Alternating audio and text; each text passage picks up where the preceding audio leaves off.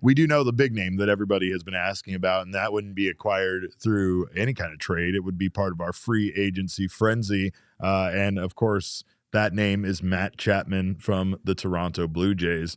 Chapman is basically the big third baseman free agent. He is the guy that everybody is kind of like. Him and Candelario are probably the two guys that are the biggest, targets for all of these teams looking for a third baseman. But Chapman was very, very good for the Toronto Blue Jays. And again, kind of a bit of the prototypical third baseman that we were looking for here. I mean, didn't have great power numbers last season with Toronto, but I mean, his overall numbers are pretty damn good. Very durable there with the 581 plate appearances. He had that 240 batting average, 424 slug.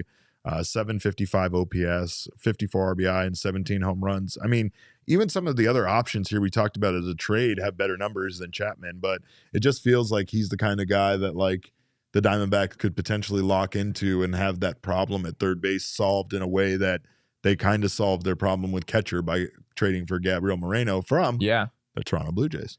Yeah, I mean, Matt Chapman is so good defensively at third base, and there really is a lot of value in that. I mean, I know that the D-backs are not a team that really struggles defensively or really needs to improve on that side of the ball.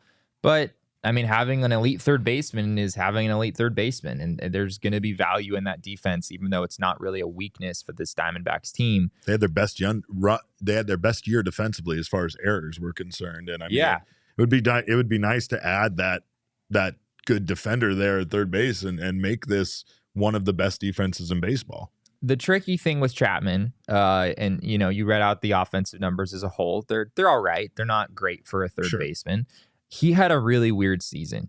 In April and March, he hit 384 with an 1152 OPS. There was a time in like late April, early May, where everyone was convinced that Matt Chapman was about to play his way into like a $250 million contract or something. Because could you imagine if you play elite third base defense and you have like a 900 OPS or something in your walk year? Especially with the available talent out there. Exactly. Right? He would have been far and away the prize at third base. And in some ways he still is, because he's such a good defender. And as we've said, the third base market in free agency is very thin.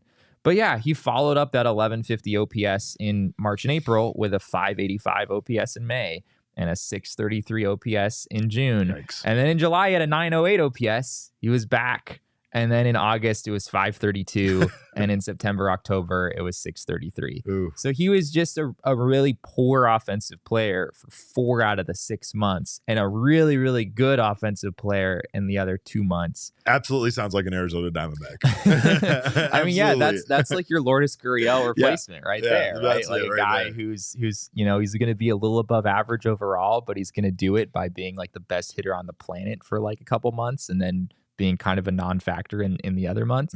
But yeah, I mean, Matt Chapman has, you look back through his career, he's had some really good offensive seasons. He hasn't always been this just kind of fringe, just barely above average performer offensively, but you're going to have to sign him to a big deal. I think the Athletic had like 6 and 150 million or something.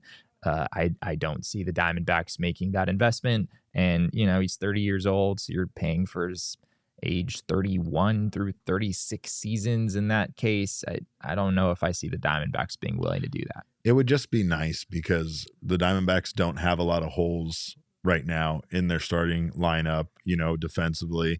And if they could just figure out a way to at least get that third baseman that's going to be here once again for a while, become potentially part of that core with the younger guys that are also going to be here for that time frame, and help this team win now because of his experience, then it might be worth it. It might be worth the big contract because, again, this is not something that you want to continue to have to deal with as far as, finding another replacement, doing these 1-year deals. Some of the guys that we talked about potentially trading for, like Kyle Farmer, who is only going to be here through the end of the season, and then we go through this again. There is the potential that during some of these other free agency periods, there might be more options than there are currently because you don't want to overpay just because you're desperate in this particular market. Yeah. And there's only 3 or 4, really good players available, and you're going to overpay for them due to that. So a big part of it is Jordan Lawler. And like, do you think that Jordan Lawler, halfway through the 2024 season could give you Matt Chapman numbers offensively? If he could, then you probably don't want to go give Matt Chapman $150 million. Because the D-backs have Perdomo, they have a viable shortstop already. That would make some sense, but it seems like the most likely outcome is the D-backs are going to find themselves a stopgap. Yeah, and we presented some guys who could fill that role, right? Go get a Kyle Farmer, go get a Jonathan India, potentially a guy you could have for a few years, and just find a way to sort of piece it together from that point forward.